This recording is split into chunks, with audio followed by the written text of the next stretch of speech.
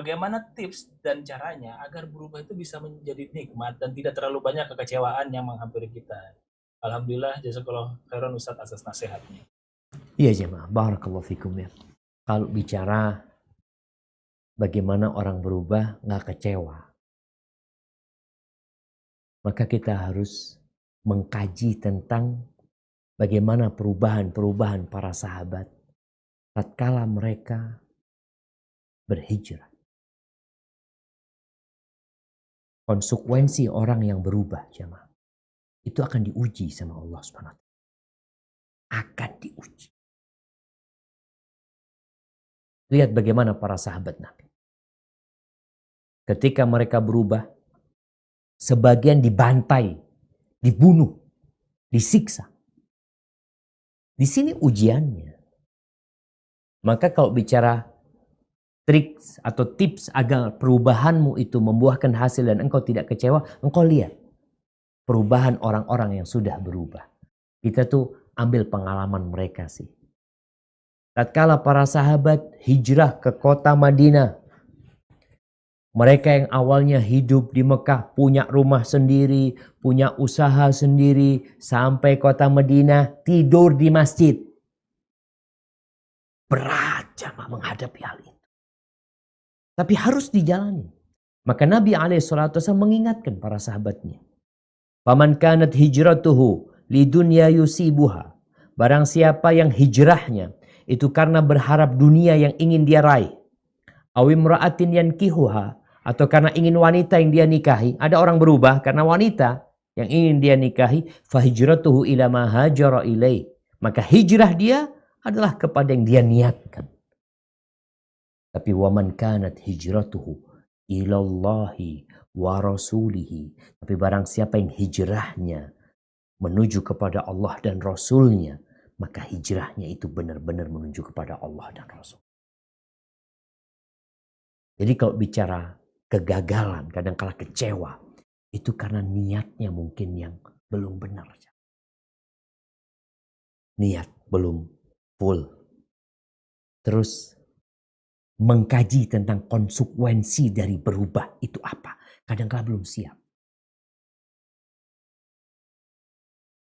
Namun kalau orang sudah siap, setelah niatnya matang, dia nggak akan peduli. Sering Anda contohkan dengan perubahan yang terjadi di tukang sihir Fir'aun.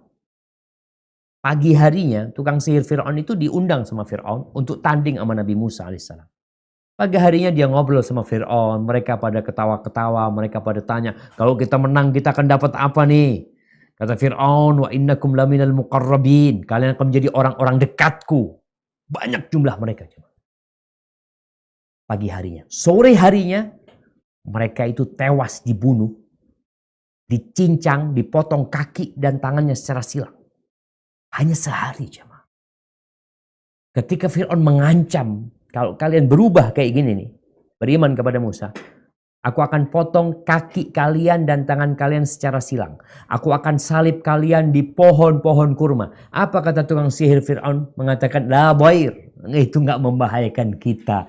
Kalaupun engkau mau menghukum, itu hanya kehidupan dunia.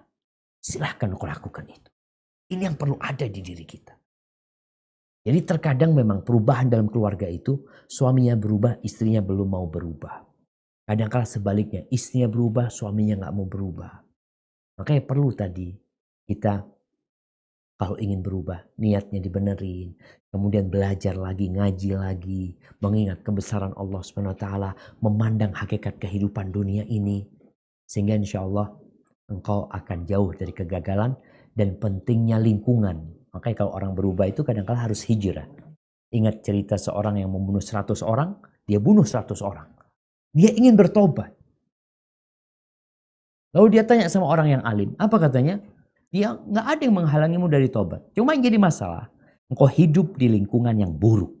Kampungmu itu kampung jahat. Engkau tinggalkan kampungmu. Ini salah satu konsekuensi dari orang berubah, yaitu hijrah. Jadi bukan hanya hatinya yang berubah, bukan hanya jiwanya yang hijrah, tapi fisiknya pun perlu hijrah kadang-kala. Maka kadang-kala dibutuhkan lingkungan yang mendukung. Maka hijrah. Ustaz, anak hidupnya di sini, anak makannya di sini, anak rumahnya di sini. Iya, itu sama para sahabat ditinggalkan semuanya. Demi menyelamatkan keimanan dan ketakwaan mereka. Hada wallahu a'lam bissawab. Nah. Alhamdulillahi Rabbil Alamin Ar-Rahman